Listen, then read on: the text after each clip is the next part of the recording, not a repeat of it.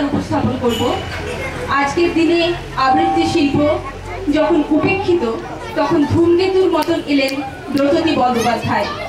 তারই দুইখানি কবিতার উপস্থাপনা করার আন্তরিক চেষ্টায় আমার ইচ্ছা। আমার প্রথম উপস্থাপনা প্রেম। আজ আমরা সকলেই স্বপ্ন দেখি, আরো উন্নতি, আরো আগে যাওয়ার ইচ্ছে, আরো দৌড়। Winning is everything. তখনই শুনতে পাই অন্য এক প্রেমের গল্প, স্বপ্ন এবং প্রেম একাকার। অথবা 4 অক্টোবর তাদের দুজনের প্রথম দেখা হলো। তখন বিকেল ঘনিয়ে আসছে, বাতাসে শীতের আমেজ। 10 অক্টোবর তাদের দীর্ঘক্ষণ কথা হলো টেলিফোনে। সেদিন ছেলেটি নতুন কেনা টবে গোলাপের চারা লাগালো। 30 অক্টোবর রেস্টুরেন্টের নিরালা কেবিনে ছেলেটি বলল, তোমাকে আমি ভালোবাসি। মেয়েটি লজ্জায় মাথা নিচু করে টেবিলে আঁকিবুকি কাটলো। 12 ডিসেম্বর গোলাপ গাছে কুড়ি ধরলো। মেয়েটি রেস্টুরেন্টে ছেলেটিকে জিজ্ঞাসা করলো, কেন ভালোবাসো আমায়? আমি সুন্দরী তাই? তোমার চেয়েও সুন্দরী আছে কত।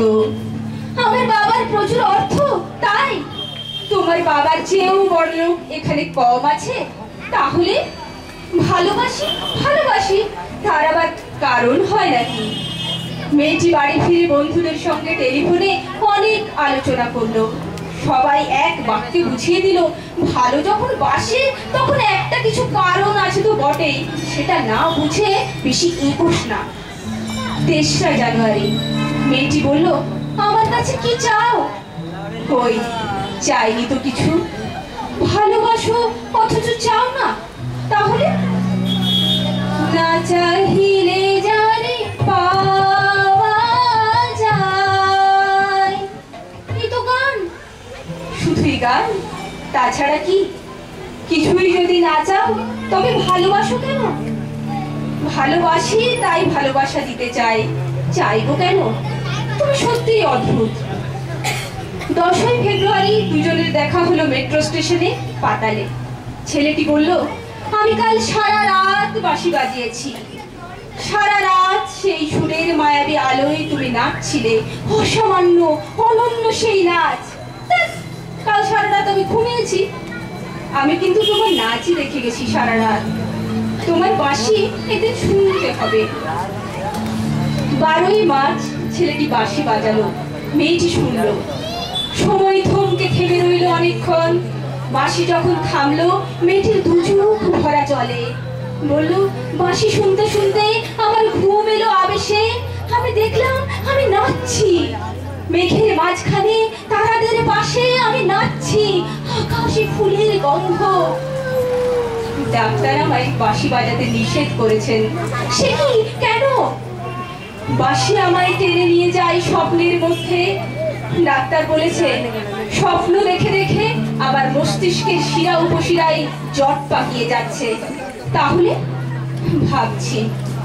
16 এপ্রিল মেয়েটি বলল, আমার বন্ধুরা বলেছে তুমি খুব ভালো, অসাধারণ, কিন্তু তুমি সৃষ্টি ছাড়া। তোমার স্বপ্ন সব অর্থহীন। আমি জানি। স্বপ্নটাকে ছেড়ে দিতে পারো না তুমি? না। তাহলে তাহলে তুমি তো আমাকে হারাবে। তোমাকে পাইনি তো কখনো। 5 মে ছেলেটির মস্তিষ্কে অপারেশন হলো। একটু সুস্থ হতে মেয়েটি এসে বলল, ভালো আছো তো? এখনো স্বপ্ন দেখছো না তো? দেখছি, আরো সুন্দর সব স্বপ্ন। তাহলে তো দেখছি অপারেশনটা আদৌ সফল হয়নি। বাড়ি ফিরে বন্ধুদের ফোন করলো মেয়েটি। বন্ধুরা এক বাক্যে বলল, বাঁশি বাজানো, স্বপ্ন দেখা সবই ব্যাকডেটেড, সৃষ্টি ছাড়া। তুই আর লোক পেলি না? তুই এত রূপসী, তোর এত উজ্জ্বল প্রসপেক্ট। ভালো যদি চাস তাহলে শীঘ্রই বিয়ে করে ফেল তোর দাদা সেই বন্ধুকে। উনি তো শুনলাম কানাডাতে সেটেল করবেন। 7 জুলাই মেয়েটি আবার জিজ্ঞাসা করলো, তুমি সত্যি কি চাও বলো তো? তুমি আরো সার্থক, আরো সুন্দর হয়ে ওঠো, ব্যাস, আর কিছু না। আর চাই স্বপ্ন দেখতে। ওহ, স্বপ্ন তাহলে তুমি ছাড়তে পারবে না? না। তাহলে থাকো তুমি তোমার স্বপ্ন নিয়ে। 12 আগস্ট গোলাপ গাছে ফুল ফুটলো অনেক। সেদিন দুপুরে ছেলেটির মস্তিষ্কে আবার অপারেশন হলো।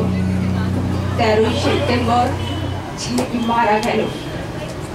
14 সেপ্টেম্বর মেয়েটির শুভ বিবাহ সুসম্পন্ন হলো কানাডাগামী পাত্রের সঙ্গে।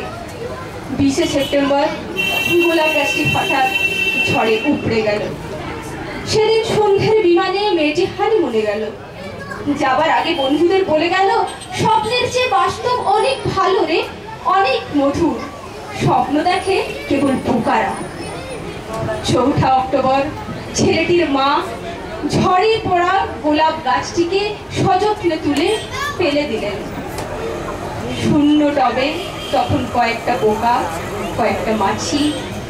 আমি ঠিক জানি না ওগুলো পোকা, মাছি নাকি ছেলেটির স্বপ্ন। আমি ঠিক জানি না, ঠিক জানি না। নমস্কার।